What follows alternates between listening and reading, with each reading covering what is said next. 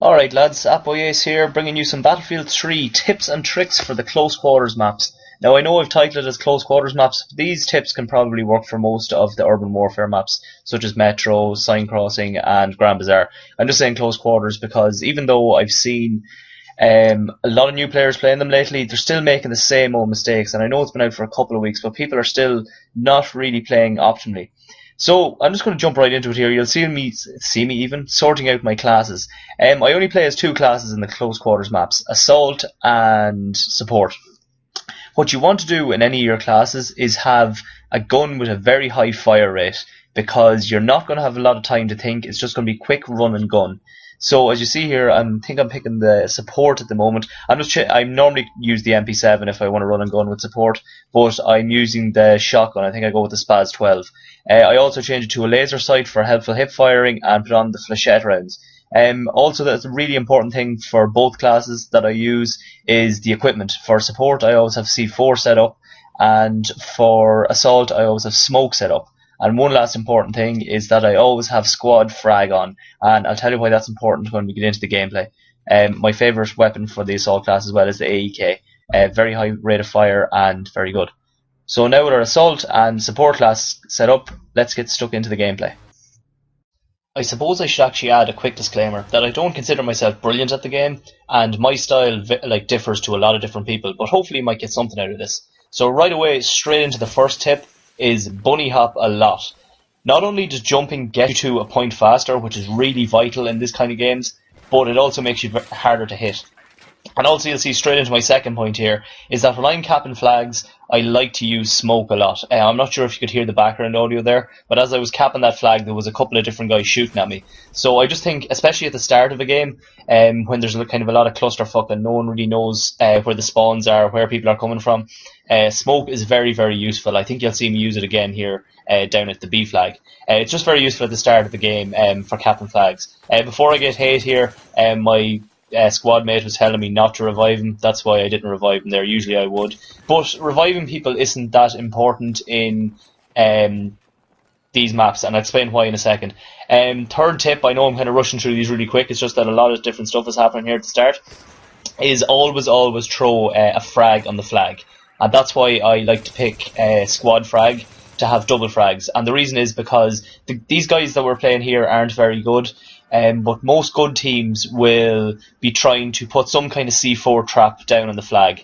And the reason I threw it there, even though my two of my teammates were running in, is because I got hit markers with the smoke and I thought I was after hitting some C4. So I just threw a frag on just to try and get rid of any C4 that might be there. You'll see me doing it when I switch to my support class, should I say.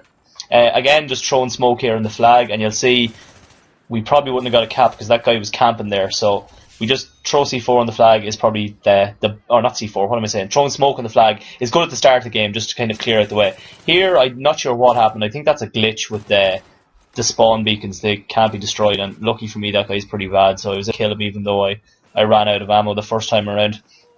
So I'm really sorry about that. I know there was a lot of points there to cover in the first couple of seconds of the video. So just to really recap really quick. Bunny hopping gets you to the points faster and makes you harder to hit. Use smoke when you get to the flags. Use frags before you get to the flags. And is that it? Is that all I've covered so far with the assault class? Oh, and then one other thing. Why reviving isn't as important in Conquest Domination is because getting killed doesn't lose tickets. It's all about capping flags. So yes, don't be a dick, revive your teammates, but it's not the be-all and end-all. Don't be a Rambo running out trying to revive everyone. Just a point in this here, I know this is happening really quick. You see my teammate put a spawn beacon on C. Now in my opinion, some people like putting down spawn beacons, but on the new maps they're not really that helpful. And the reason is because if you might notice, when you go to a different level, you lose your spawn beacon, and kind of your mini-map goes a bit weird and wonky, and you can't actually see where your spawn beacon is. So that's why probably Recon isn't the best class to run with on these. I personally don't like it because you don't really need tack inserts because the maps are not tack inserts. What I'm saying, I'm stuck in COD mode. You don't need spawn beacons because the maps are so small, and even then the tugs aren't that useful because it gets messed up on the mini map when you change levels. I got done here trying to drop shot. That brings me on to my next point actually.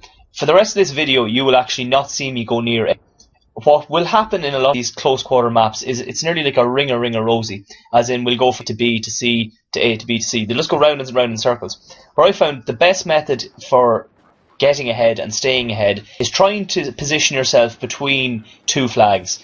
Between B and C, I think I go on this one. And you'll just actually see I'm after changing to my support class here. So here I go, I'm putting down C4 around the flag.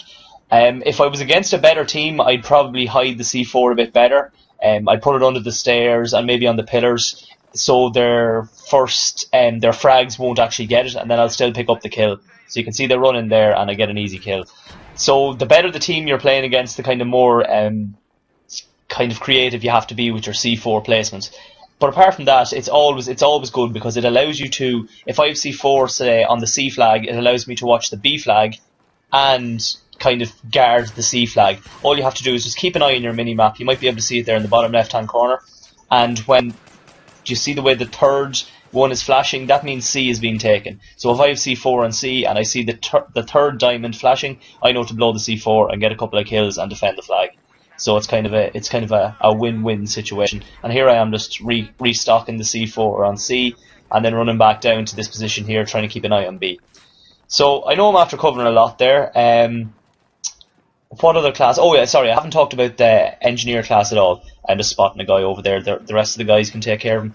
The engineer class I don't find that good on these close quarters maps. Yes, the weapons are very good, but there's no vehicles, so it's kind of a waste of a class. And that's the reason why I tend to stick with assault and support only. Again, this is just my personal preference. If someone can take anything out of this video to make them a better player, or to just, like, if they take anything out of this video, that'd be great. Like, but I think I've covered all I wanted to cover. Sorry if I've gone through it very fast. What I'll do is I'll put all my points in litany form in the description, and if I've left anything out of this video, because I'm kind of trying to do it in one take, I'll put them in there as well. But I think that's it. Like I said, guys, I really hope you get something out of this video. Until next time, AthboyAce signing out. Actually, I would, just before I sign out, this guy over here really pissed me off. You shouldn't have engineers on this map. The only thing engineers are useful for. Alright lads, good luck.